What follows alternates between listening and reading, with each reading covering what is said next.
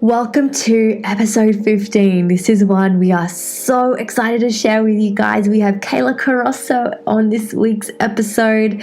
She is the creator of The Social Society and happens to be the Babes in Business go-to social media strategist.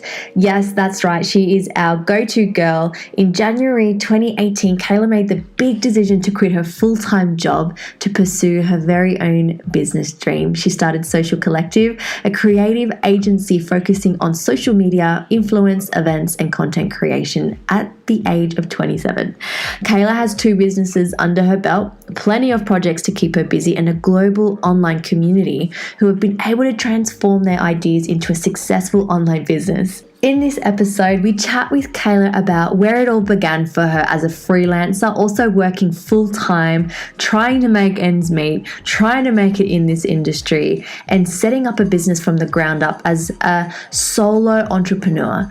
What I love about what Kaila's created is that she's recognized that small businesses and creative entrepreneurs alike have really big dreams and amazing aspirations, but more often than not with a limited budget for training resources and business development programs and tools, right? So Social Society was born to bridge the gap between their bright ideas and a profitable business without breaking the bank, all while saving you from making the many mistakes that most startup businesses make.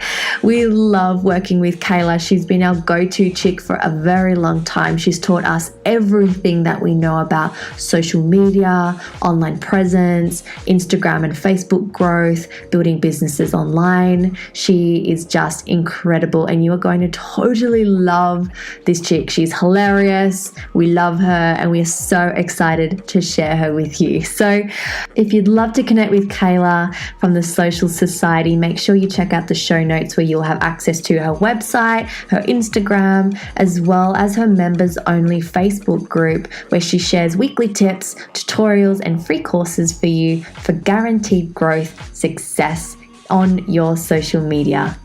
And don't forget, guys, you can follow us on Instagram by heading over to @BabesTalkingBusiness, where we do a shout out of the week every week. Leave us a review on iTunes. Let us know what you're thinking about our content and our channel. And don't forget to leave your Instagram handle and or your website so that we can tag you and share you with our followers. You can also check us out on our website at www.babestalkingbusiness.com, where we have loads of more information, including upcoming events and information on babes in business. And last but not least, this podcast is actually a vlogcast, meaning you can go and watch every single interview live by heading over to our YouTube channel. Links for all of these are below in the podcast notes and on our website as well. So without further ado, we are so excited to introduce to you this total mega babe, Kaila Carroso. Hello and welcome to our podcast, Kaila. Thanks for having me. Super excited. So Like first one from different angles of the world. I know, as Kaila said it before, what's it like doing business different angles of the world? Love it, love it. For those of you who don't know this supreme being, she's my beautiful sister. Kaila, so good to have you on the show, girl. Thank you for hopping on. I'm so excited to chat with you with our business hats on. I know, this is awesome. I've been absolutely loving your episodes lately, so I'm actually so excited to be here today. Thank you. Thanks, girl. So I'd love for people to get to know you a little bit better and what you do in business, because obviously Loz and I are really passionate about the digital age and how everything's going online, and we've obviously built our businesses totally online through social media. So you are someone who works in the realm of social media, and your business is revolved around helping people build their following, build their engagement, getting their message out there, and obviously building a business online. So tell us a little bit, how did you even get into this? Because you were in events, you were amazing at event coordination, you were in hospitality. How did you transition into something like this? I guess I went from being like in marketing in the hospitality industry to starting up doing social media on the side. So it was like my side gig. And it was just a really cool freelance thing for me. I was obsessed with Instagram when it came out, like just spent so much time researching into it. And yeah, digital expert, I'm just such a geek. Like ask Shani, I literally am such a nerd for all this stuff. So I just kind of like threw myself into understanding everything about it. And as Instagram progressed, I just became like obsessed. So taking on clients on the side. And then it kind of transitioned. Like, I think I had so many mistakes made when I started my own business that I wanted to help other people not make the same mistake as me. So that's kind of how Social Society started, as like a, hey guys, this is what I did wrong, so don't do this, as well as here's all the knowledge that I know about Instagram. And it kind of was an accident, but it's been like an awesome ride, and it's been so good being able to help people. I wish that I had someone giving me these answers and resources when I was starting out, because it would have been a way easier process. Totally. Yeah. I actually loved being your guinea pig. You and Mum, you're the best guinea pigs ever. So that yes. It's crazy because Mum has more Instagram followers than me. Like, it's actually nuts. it's like there's a theory to the madness. It works. And so for people who maybe are tuning in, Kaila, tell them a little bit about what is your business called, and like how long have you been doing it for? Because I know it obviously started off as a little side hustle. So tell us a little bit more about the business side of things. Yeah, so I basically in January this year branched out on my own and started Social Collective. So it's always been the name of like my freelance business, but I guess now it's like the creative agency. So we do everything from like marketing strategy to digital strategy, PR events, and also collaboration. So we kind of link influencers up with our brands and our clients, and we kind of get the conversation starting online by using these influencers. So that is Social Collective. And then there's like an umbrella of that, which is Social Society, and that is the social media training and I guess like expertise in a way. So that's the online portal where we do tips and training and tutorials. Like I'm constantly even upskilling myself and then kind of teaching my learnings with all my clients and all my members, which is really cool. So I guess it's largely based on social media, and I'm considered to be like a social media or digital sort of expert. But yeah, there's a lot of other fun aspects to the business as well.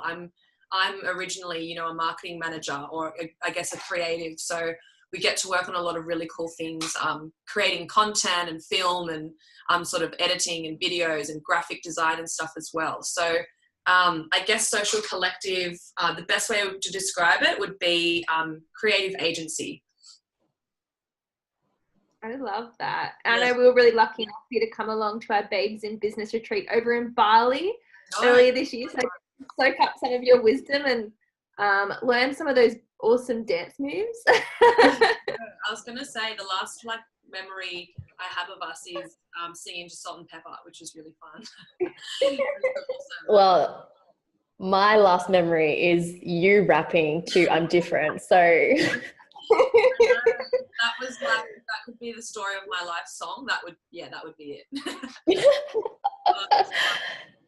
I love it. So social media and all the different social media platforms, they're ever changing. It's always like there's algorithms to play with. There's new things coming up. There's like new rules. That's totally like, seriously, last week I learned about something on Instagram and this week it's different. Like, how do you keep up? Because that's a big part of your business, knowing and understanding all the rules and regulations, the terms and conditions, the algorithms and stuff like that. What's it like to have to constantly be updated with all the new things coming in with social media? Is that like something that is a challenge in your business, or do you love that? I'd love to know, because I don't have anything like that in our business. Yeah, it's actually, it can get stressful. In the beginning, I loved it because in the beginning it was so easy. And I think as Instagram has progressed and even like online businesses in general have progressed, they've kind of implemented all these things. So it's like they've learned as they've been going along as well. And for me, I'm investing constantly in courses, and I'm a part of all these associations where you're the first to find out about updates. So things like IGTV, that was leaked I think it was like 6 months ago now. It wasn't even called IGTV. So things like that, where they start leaking this news, I'm a part of all these associations where I'm constantly keeping attuned to what's coming and what we can expect from the app. And they always release it to kind of like your high tier businesses and influencers first to test it. And then you get to experience that from these associations. Like they'll give you a bit of a demo into what that looks like. But with, these rules and regulations, that's probably the most stressful part of the whole thing, because I spend a lot of my day logging on and just checking like what's going on. Has something happened? Like Mark Zuckerberg really screwed the whole thing up for everyone. So I guess since then, it's literally like I spend anywhere between 30 minutes to an hour just trolling the internet for anything like, has anything happened? Has there been any updates that I don't know about? And I guess too, I have a developer that works on our Instagram pod. So that's kind of like an app that we've developed outside of, on your iPhone. It's like a thing that you've got to download. So he also gives me these insights as well into like how we can communicate with Instagram. And if there's changes, he often gets notifications as well. So there's a lot of moving parts. It's definitely not just any one page that I read. It's like a bunch of different memberships. I'm doing monthly courses just to make sure I refresh myself and keep upskilled and everything. And making sure every single day, the first thing that I do is check for any news on Instagram or Facebook.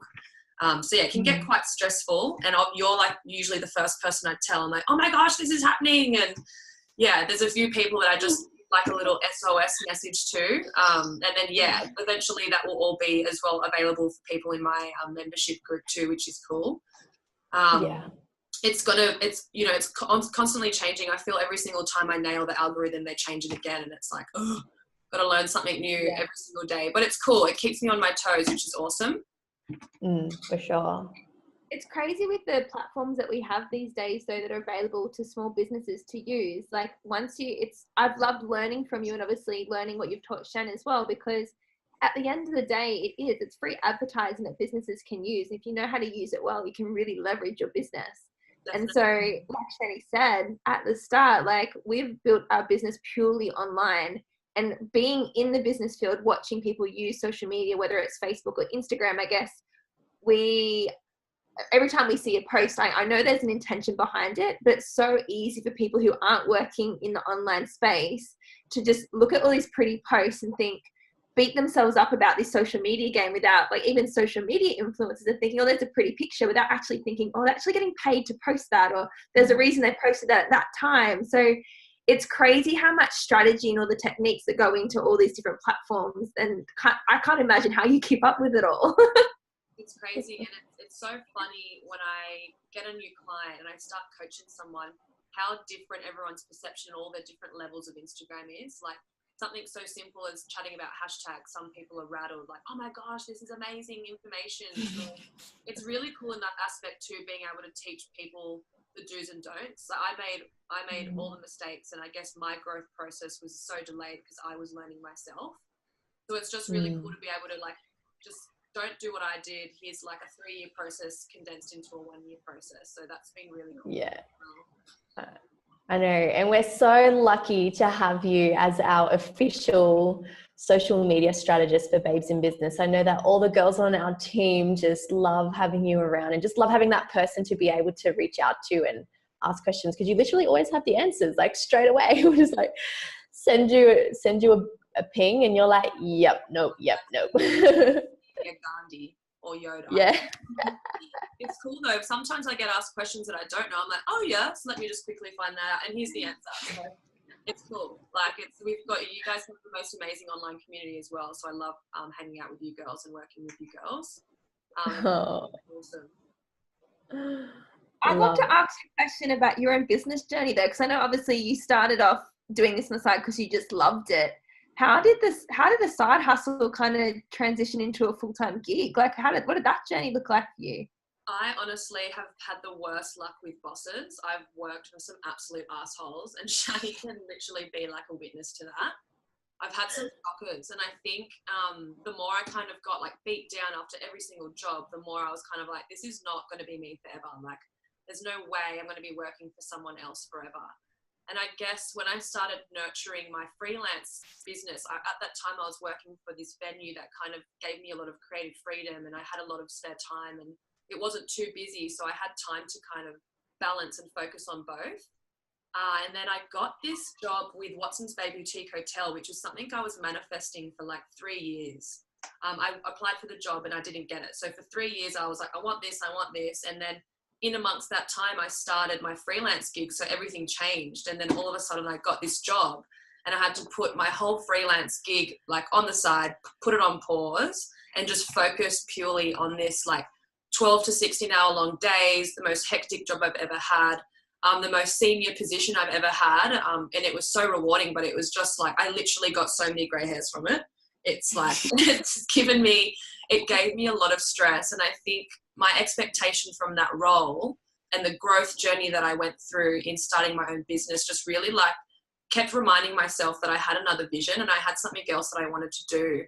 And I guess not having to have that validation, because, you know, I was working my ass off and I was achieving some really amazing results, but it was never good enough. It was like that those business owners are always trying to like more.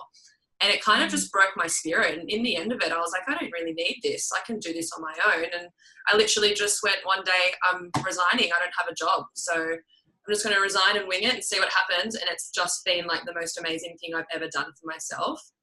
I guess I've been really lucky too. I haven't really had to do much marketing because of the industry that I'm in. I've, you know, been able to make connections that have ended up getting me to where I am today. But I guess, like I said, I've worked for a few a-holes in my time, and I've been able to take everything that I've learned and just put it to something positive. And yeah, just one day decided that the rat race wasn't for me. And yeah, sometimes I have 16-hour days, but it's for working on my own business and my own goals. So just a change and a shift in mindset and kind of just knowing that there was something better out there than, yeah, working for someone else for minimum wage. And so you made that big jump of going like, nah, enough's enough, and just resigning, going cold turkey and fully with. But was your little side hustle at that point enough for you to survive off, or were you like really growing it from the ground up at that point, or what kind of supported you to make that leap? Because I know there's a lot of girls on the line who have their own side hustle, would love to do that. The thought of that would probably scare the shit out of them. So talk me through that process. Honestly did scare the shit out of me, and it was an umming and ahhing thing. You know, when I took the job at Watson's, I was like, I'm totally going to have to put this business on pause. And at that point I had F45 as a client. I had a gymwear label, Muscle Republic, who you also interviewed, as a client. Was working for like Mercedes-Benz Fashion Week as a contractor, and I had these really cool, you know, Splendor in the Grass was another one. So I had to really consider my options. And to be honest, I didn't have a plan. When I resigned, I was just so fed up and so stressed and so overworked that I was like, I had a really, really good support with my family and my partner as well. And he was just like, I'm so sick of you coming home and stressing about these people. Just, you're resigning tomorrow. I was like, okay. And it literally took me about 2 weeks, set up a couple of meetings, and then that was kind of it. And it boomed from there. And I literally created a website in like a week. And that was like my online coaching. And then things just came through one after the other. And it just really, it worked. So I don't know if that was the universe or if it was just, yeah, something I'd been manifesting. It was all the right timing. And I guess my mindset as well. It's something that I've always wanted to do, and I just didn't have a choice. I had no job, and I just was like, whatever, I'm going to give this a shot. So yeah, it's been a really cool ride. I think that I love that. Every time I hear you talk about that, I love it so much, because you and I both had a very similar why, and your why was that your pain just got to a point where it was big enough for you to say enough's enough. And I remember with me, like when I quit my nursing career, the thing that drove me was the pain and the environment that I was in and how hard I was working and how awful everyone was. And there was pain, there's a lot of pain there that drove me. And I think for people who really want to create and make their side hustle their full-time thing, they don't have to necessarily find something painful to get them to do that, to drive them. They've just got to find their why. And I remember like talking to you, Kaila, when all of this was going on for you, like I know you would never say this about yourself, but you are an incredible event planner. Like, I have seen the shit you have pulled off, and sometimes I'm like, my sister has made, like, what the hell? You've got, people flying from all over the world for your events, and the things that you pull off are next level. And I saw the effort and the work that you're putting into the work you were doing, and you weren't getting rewarded for it. You weren't, it was just a pat on the back, and it's like, okay, here's the next thing. So I saw that pain within you, and I think that's definitely what drove you. And I think the day when you realized what your worth was and that you were much more worthy of what you were receiving, I think that was enough for you to be like, yeah, nah, this has got to stop here. And yeah, I love that you winged it, because I always say to a lot of people, and I'm pretty sure I said it to you too, I'm like, don't wing it, have a plan, like, because that's my brain. I'm very structured and organized, but you were just like, nah, like, I'm doing it. Like, don't quit. Ah, shit, I'm quitting. I'm out of here. Like, I can't hold on anymore. But yeah, I mean, I don't recommend everyone doing that. Don't go on drugs. But yeah, like you said, I was just really mentally and just ready for the curveballs. I had been through so many curveballs, even in the startup part of my process and my business, that I think I was just ready, like full guns blaring. It was just like, I'll take it as it comes. And yeah, it's worked out, luckily. But yeah, it's been very, very hard. It hasn't been an easy feat. And yeah, like, it's really cool how I've been able to grow this business. Initially, it was just social media, and now I'm still being able to do my events and my PR work and, my marketing strategies. So I've been able to incorporate those things that I love, as well as being able to help people too. And it's just so cool being able to one day decide I want to start doing this and then just implement it. It's awesome. That leads me to my next question. I'd love for you to share with us what your biggest lesson in entrepreneurship has been. Like, what has been the one thing that you've learned from being a business owner? I guess it's like battling your own self-doubt. So self-doubt is like my worst enemy, I guess. And it's super, super easy to act, like, me, Shani, I've only just started, getting out there and doing the whole public speaking thing. And it's just getting over that self-doubt. And there's a lot of battling sabotage. And I think we touched on this at the business retreat as well. Like, it's so crazy when you start, especially you, when you explain what sabotage is and why you're doing that to yourself. So I think, like, the biggest thing that I've learned is just to trust in myself a little bit more and just believe that, my self-worth. I just believe that, what I'm delivering is great and people are willing to work with me because of whatever reason.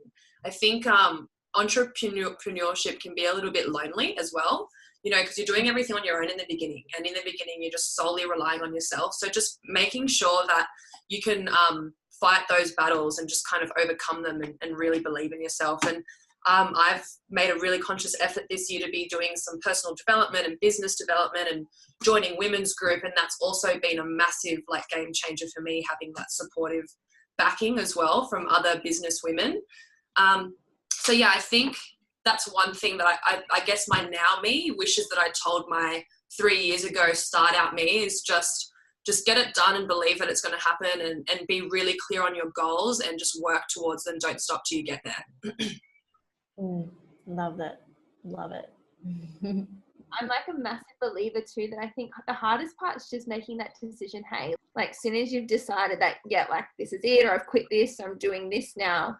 Like, once you've made the decision, it's like the universe just aligns, or all these things coming to your path. And whether or not you're a spiritual person or whether or not you're a science person, there's science, and there's obviously people who have spiritual beliefs that back that. Because it's like, you stop looking for all these things, like, you start actually looking for things that align with what you're looking for. It's like a self-fulfilling prophecy. So it's like all those opportunities may have been there before, but you weren't looking at them because you're too busy trying to keep your head above water and keep your boss impressed or your boss happy. As soon as you made that decision, you're like, nah, you know what? Like, this side hustle, like, this is actually what I want. This is what I'm passionate about. I have a vision for this. It's like, as soon as you've made that decision, it's like everything just kind of goes, here you go. Crazy. And I mean, I've been lucky to have you guys as mentors as well. And, if there's ever a good book, you always swing it my way, or if there's ever a cool event. So I do have to thank you guys a lot as well, because a lot of the mindset change has been a lot of your learnings, and I literally have like all the books that you tell me like right here. So Yes. girls, I honestly probably wouldn't have been able to do it either. So thank you. Oh, I'm so happy. That's like what you were touching on before about self-sabotage. I read this really cool, I think it was a book, maybe I watched a documentary about it, but even like the amount of self-sabotage that you're experiencing at the moment, even if you're somebody who's tuning in, is actually a direct reflection of the people that you're hanging out with as well. So it's really cool. I know you said you're starting to hang out with, like, obviously you're doing networking events and you're hanging out with women who are entrepreneurs themselves. But I think for me personally, that's what Babes in Business has been for me, because I was a lone wolf before as a life coach, having my own business.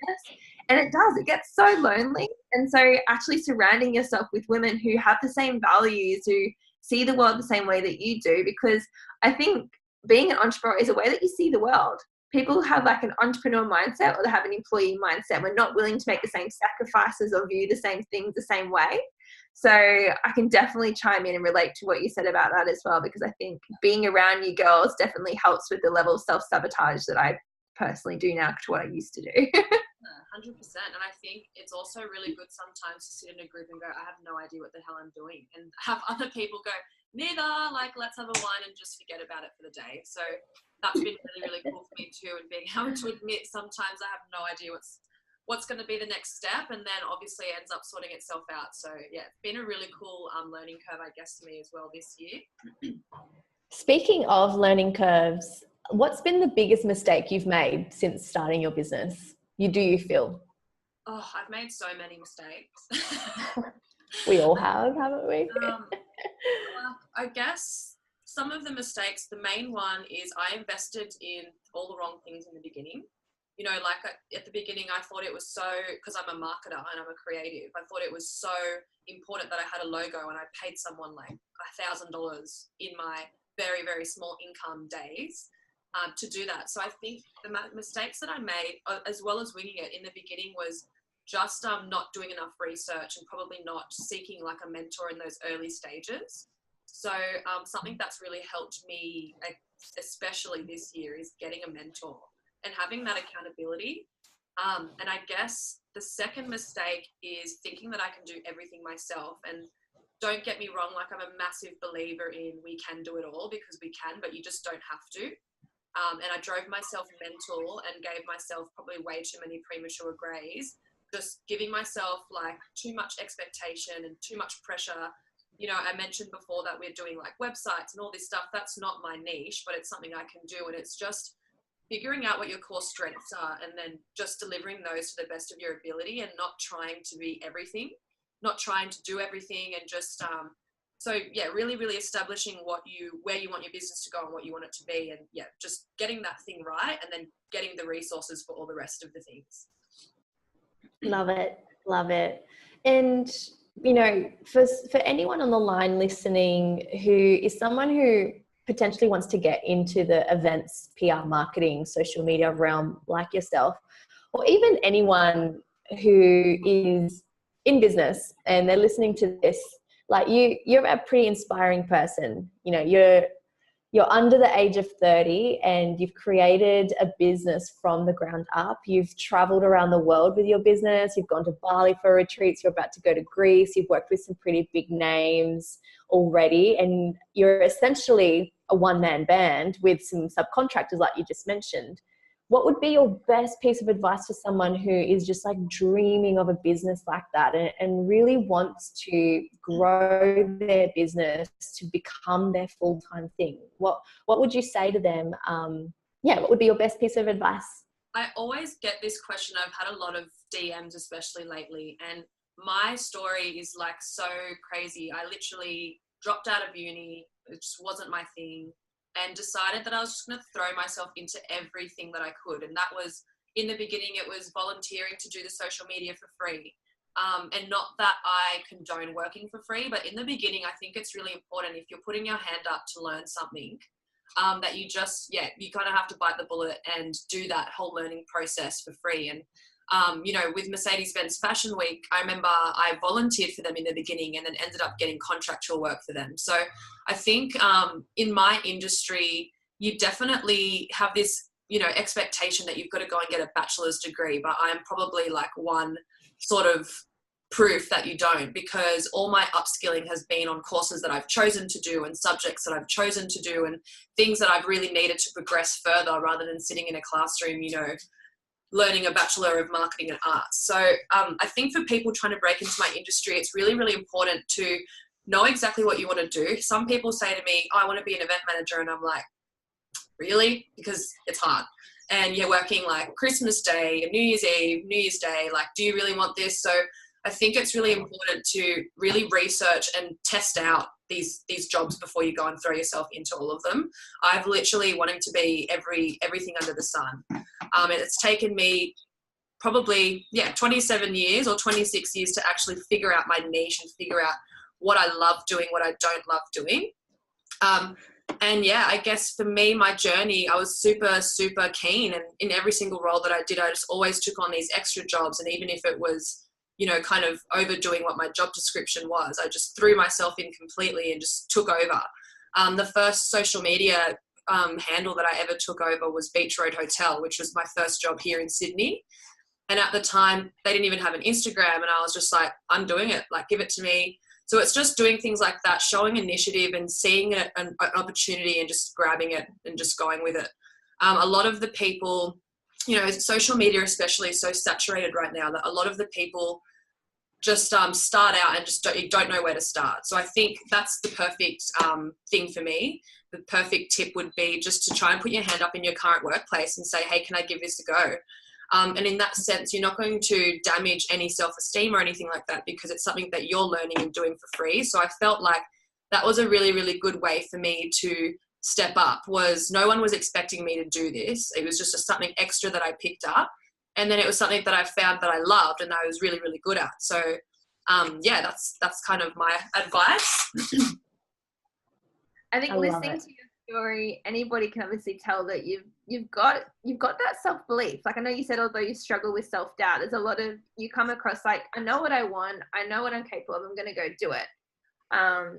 But I know that obviously we all know as business owners, the journey isn't that simple and it's not that easy. So has there been moments where you've like wanted to quit? You've had face down moments. You're like, what have I done? Like, I don't want to do this anymore. And when that comes up, how have you dealt with it? Like, what's been your go-to?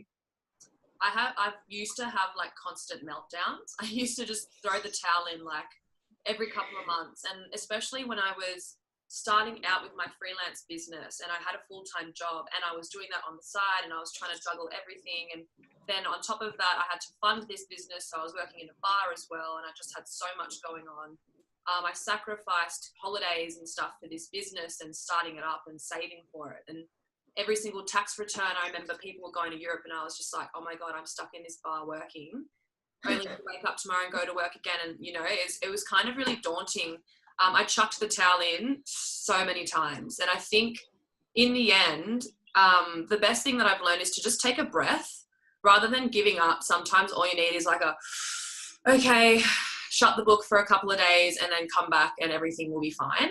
I guess a really, really big support that I've had is Shani and my mum and my dad and my boyfriend as well. So every single time I get a little bit like shitty with life, I have them to kind of kick me up the arse and be like, no, get back there, girl. So I'm really lucky that I have them. And I am, as much as, I know what I'm talking about or whatever, I'm a quiet achiever. So a lot of the time my friends don't even know what's going on and what I'm doing. They're just like, oh, you're so busy. And that's purely just based on my own, quiet achieving self over here. But one support network that's been a massive thing for me is definitely my family and my boyfriend. So every single time I have a meltdown, and they've probably dealt with my really shit mood swings a lot, so I'm sorry. And thank you for putting up with those. But just having those really core people support you and believe in you as well is something that's really helped me get through.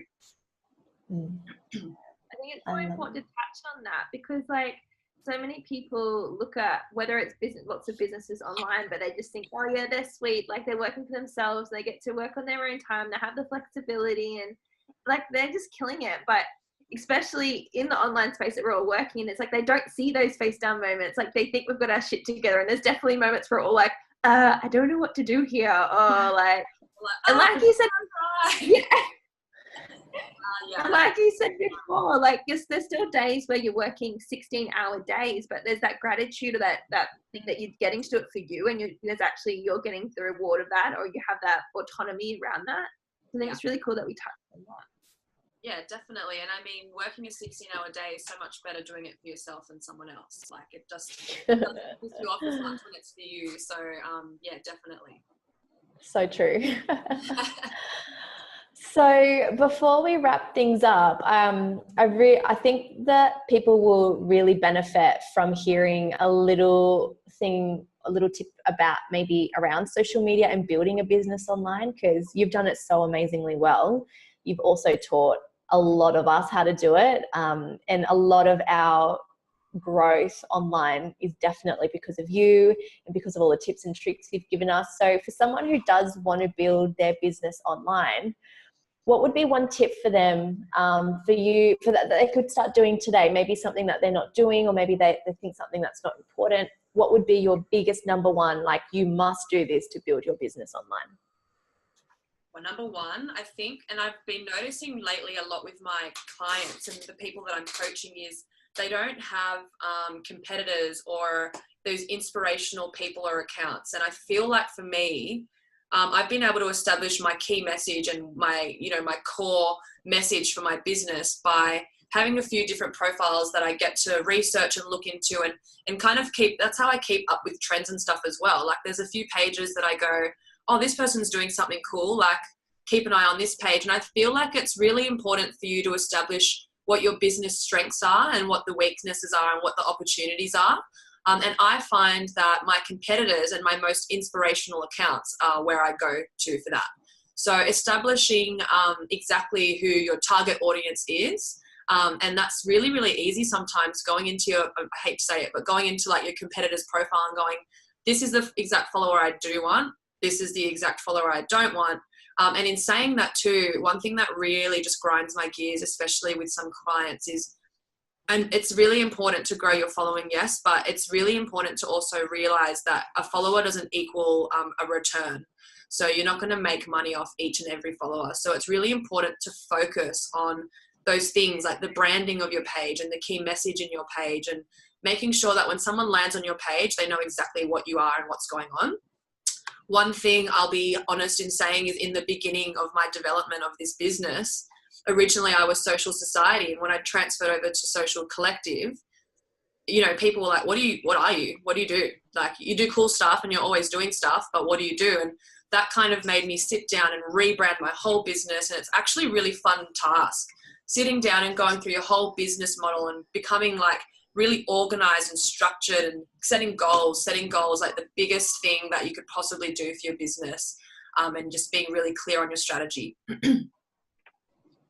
I love it.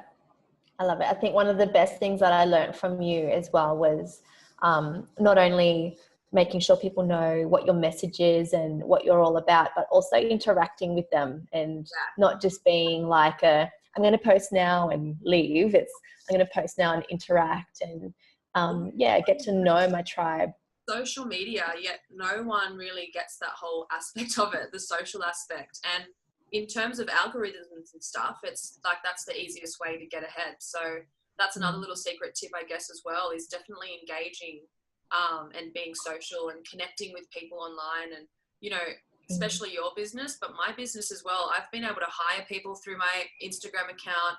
I've been able to get jobs through my Instagram account, and that's purely just based on me connecting, engaging with people, rather than just posting and then disappearing for a couple of days. So that's super important as well.